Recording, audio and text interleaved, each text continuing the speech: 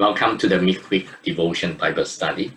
In this session, we are going to look at James chapter 1, verse 7 to 8. Let me read for us on the book of James. James chapter 1, verse 7 to 8. For that person must not suppose that he will receive anything from the Lord. He is a double-minded man, unstable in all his ways. For the past few weeks, we have learned that the Apostle James has been talking to his scattered flock and helping them to know how, as believing people, they are to go through trials. The Apostle James reminds them of what God is doing in them in the midst of the various difficulties with which they find themselves dealing with. He knows that the believers are concerned that they lack wisdom about God and about how to proceed through their trials. Now, by addressing their concerns, he encourages them to ask God and reminds them of God's character. He builds their faith and hope in God by helping them to see again that God is a giving God, one who gives generously to all who seek him. The Apostle James knows how difficult it is for them to count on God when they are unsure about God's character.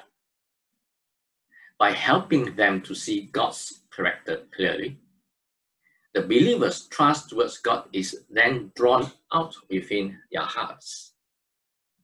James also sought to teach us that when God did not answer our prayer, the problem lies with us and not with God.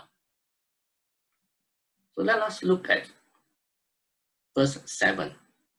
James chapter 1 verse 7 says, "For let not that man suppose that he will receive anything from the Lord." The phrase, "for let not that man suppose," the word suppose signifies to expect or to imagine. And the word for in the beginning of the verse, the word for connects us to verse 6 with regards to an individual who believes and then disbelieves, right? So that man, again, in the Greek is emphatic. That is, it is an imperative, an emphasis, a strong emphasis. The Apostle James makes a strong point about the kind of people to whom God responds with answered prayer. In the Greek language, the writer asked the double-minded person to stop thinking that God will respond to his prayer. Because God does not answer the prayers of presumptuous people who do not even believe their own prayers when they pray to God. God is not under any obligation to answer anyone, especially those who seriously doubt God's ability to answer prayer. The flip-flop Christians does not receive answered prayer from the Lord. God is very direct here in teaching us this principle. Why is it so? The reason is given in verse 8. James said that the person who prays with a double-minded will not get his answer from the Lord. Double-minded literally means double-souled, S-O-U-L-E-D, and describes one whose soul is divided between faith in God and the preoccupation with the world. A parallel description of this person is found in the word unstable or restless and is used from vaccinating persons. Such a person who asks God could be double-minded about his or her request. In other words, that individual may say that he or she really wants God's best, but have one's mind set on something far less. The double-minded persons go back and forth in their requests, or the double-minded person may also be double-minded about whether or not they trust God in the midst of their trial. They may be equally counting on something else besides God to guide them through this trial. So he says, one should not suppose that a double-minded man will receive anything from the Lord. In other words, a double-minded person always serves two belief systems. You are not to ask for God's wisdom one day, and then you pursue the world wisdom the next day. You cannot have this kind of belief system and yet maintain your integrity of trust in God. This kind of false belief system creates a chaotic spiritual life, the opposite of a spiritual life that draws on God by implicit faith in God's promises. The Apostle James reminds the believer that God can work through their trials for an ultimate good that is way beyond the present trials they face. They should not be short-sighted with regards to trials, because the present trials may be of very good benefits in the future that God will use for His glory. He reminds them that God is the one whom they can turn to for wisdom. He directs their knowledge to the heart of God, who is faithful to His children. God does not go back on His word.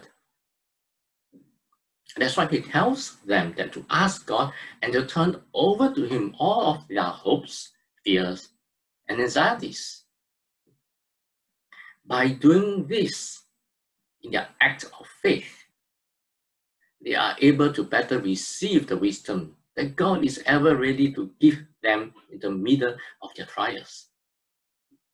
So God wants us to be single-minded, not double-minded. The word of God reminds us in the Old Testament, from Deuteronomy chapter 6, verse 5, that we have just learned recently. You shall love the Lord your God with all your heart, with all your soul, and with all your strength. Psalms 86:11. Teach me your way, O Lord. I will walk in your truth. Unite my heart to fear your name. Christians who hold deep-seated convictions can be powerful believers. Divided souls do not stand. It is time that we as Christians settle our convictions. The longer we wait, the more power we lose for the Christian life. Opposing desires rip us apart spiritually. We cannot please both God and our sinful pleasures at the same time. True faith does not always operate with open options, because this injects instability into the spiritual life. Genuine faith, however, can wholeheartedly commit to God's will and excellence in the Christian life. In summary, James says that when believer encounters suffering, he should pray for wisdom from God to enable him to respond correctly. To do this, we need to turn again to God and see who He is. That is why James first reminds them of who God truly is. He doesn't just insist that they not doubt God. He helps them to gaze on the truthfulness of God so that they are better able to see the uselessness of counting on anything else to take them through their trials. Such prayer must be offered in faith if it is to be effectual. Doubt only demonstrates instability and double-mindedness, and hence such a person should stop thinking that God will respond to prayer offered in that manner. God promises to give the believer wisdom to respond properly to suffering if the believer offers his prayer in faith, not in doubt. May we all learn to grow to practice the above principles in our lives. May the Lord's blessing be with you during this week.